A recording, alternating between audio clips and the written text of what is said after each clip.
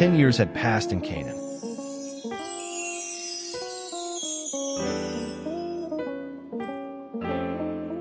Ten years of waiting, hoping, aching. Sarai felt invisible.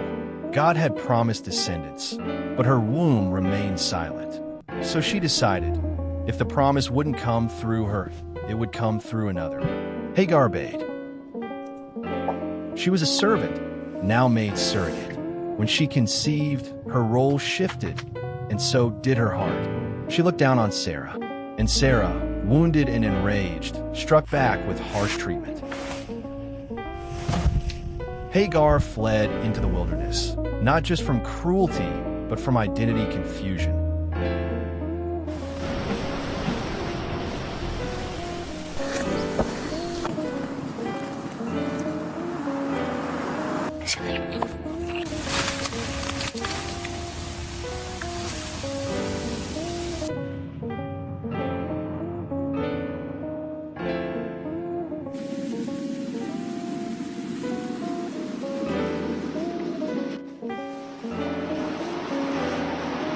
In her exile, heaven found her.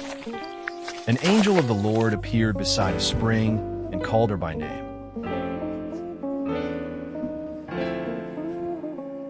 He didn't ignore her pain.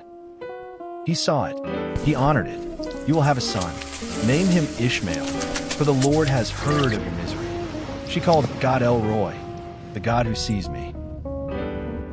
Abram now had a son. But Sarah had no peace, and God had not yet spoken again. The child brought tension, not resolution. The promise waited, suspended in silence for 13 years. After 13 years of silence, heaven returned.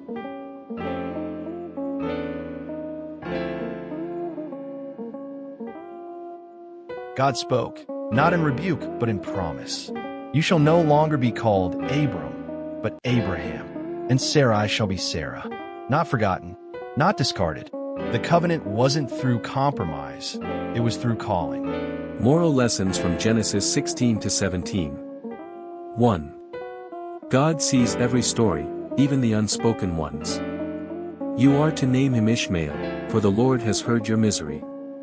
Genesis 16 verse 11. Hagar wasn't forgotten in the wilderness. God saw her sorrow, her silence, her struggle, and gave her a promise. Even when we feel cast aside, heaven whispers our name. 2. Impatience can birth pain, but not cancel promise. Sarah offered Hagar to Abraham, hoping to build a family. Yet conflict followed. Human shortcuts can complicate what God intended to bless. But even our missteps are woven into redemption. 3. Identity isn't earned, it's spoken by God. No longer shall you be Abram, you shall be Abraham. Genesis 17 verse 5. Names define destiny. God didn't rename Abraham because he got everything right, but because his faith endured. Your legacy begins when you hear heaven call you by your true name. 4. Obedience is the seal of covenant. This is my covenant, every male shall be circumcised. Genesis 17 verse 10. The covenant wasn't just spoken, it was marked in the body, obeyed with reverence. Faith isn't passive. It must be embodied, even in uncomfortable places. 5. The wait wasn't a waste, it was preparation. 13 years of silence ended with a divine reappearance.